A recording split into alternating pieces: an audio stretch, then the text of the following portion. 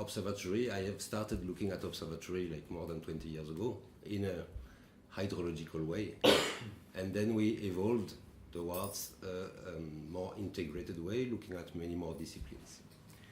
And that was my interest to come to India, because here we settled from scratch in 2001 environmental observatory that was not called critical zone at that time, which had a very nice property. Means we were looking at a big catchment, some 10,000 kilometers square, which had a very huge rainfall gradient.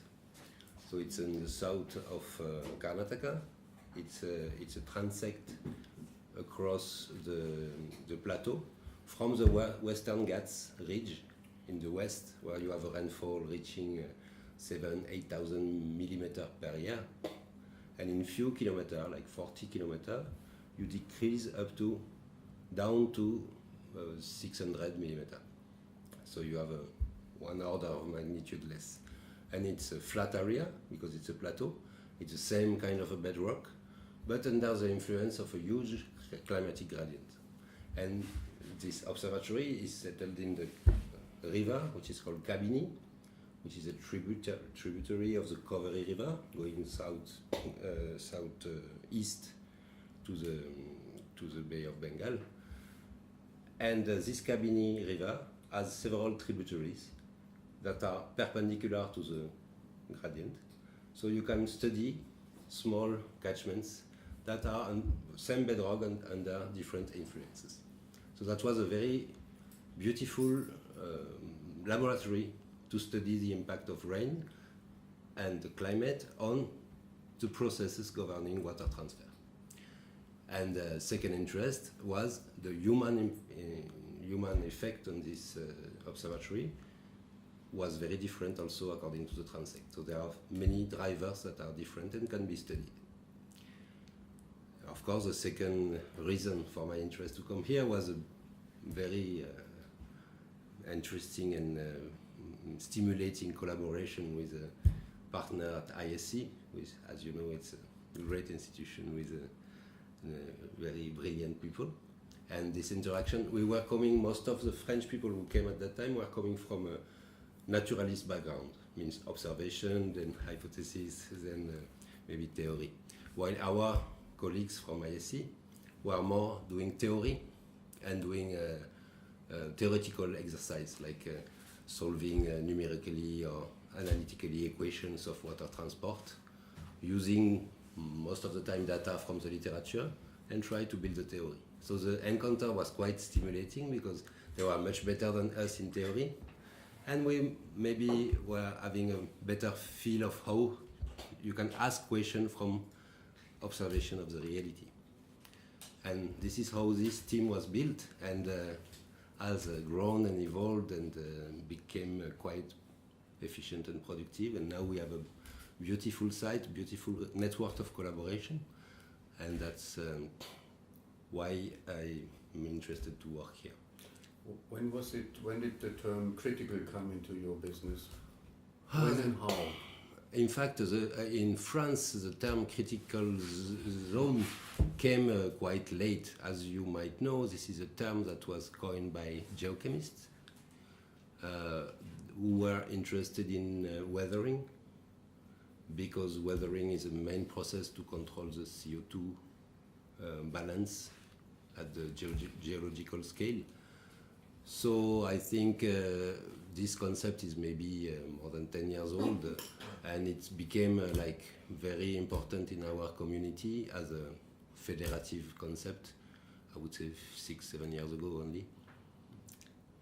And did it change the way you do science, since it got a new label? Maybe it's just a new label and under a new flag you sail like you sailed before? Or does it change somehow the perspective on what you're doing, or how did it change your science? I won't say it has changed our science. Maybe it's easier to convince colleagues. I think we were several of us already convinced by concept like integrated systemic research, transdisciplinarity, or this kind of terms.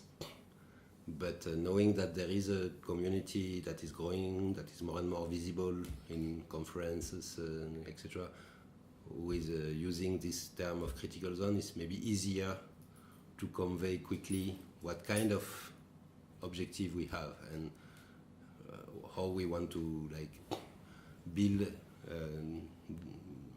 databases, build long-term information, and then make them useful for a broad community of scientists.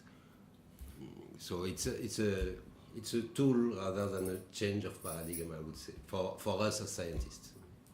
And you're a hydrological engineer? No. No? No, I am an agronomist and was working on water and soil in the Vado zone, Okay. and then expanded to watershed studies, hydrology. But I'm not trained as a hydrologist anymore. But in your field of expertise, does the term critical play any role? Where does it occur? Apart from critical zone and what is meant by that, but just in your science, are there, where does the word term critical or the phenomenon of criticalness occur, like threshold values or whatever? Is there something? Vulnerability first. Huh? Vulnerability. Yes? Yeah, this is what I was trying to explain. I mean, to me, if I understood well the concept, the term critical is just to mean that it is a narrow envelope which is fragile and it's a support for life and etc. This kind of thing this concept was existing. People working in soil, they don't use, usually soil scientists, they don't use the term critical zone, but they are still defending the same kind of thing. Maybe in a narrower way, in a sense, they say the soil is the envelope. So the critical zone is maybe a bit wider than the soil, but the idea that you have to protect this tiny piece of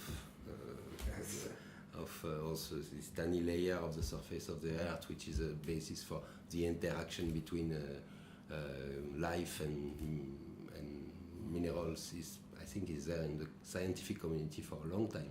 Then the way to handle it, the way,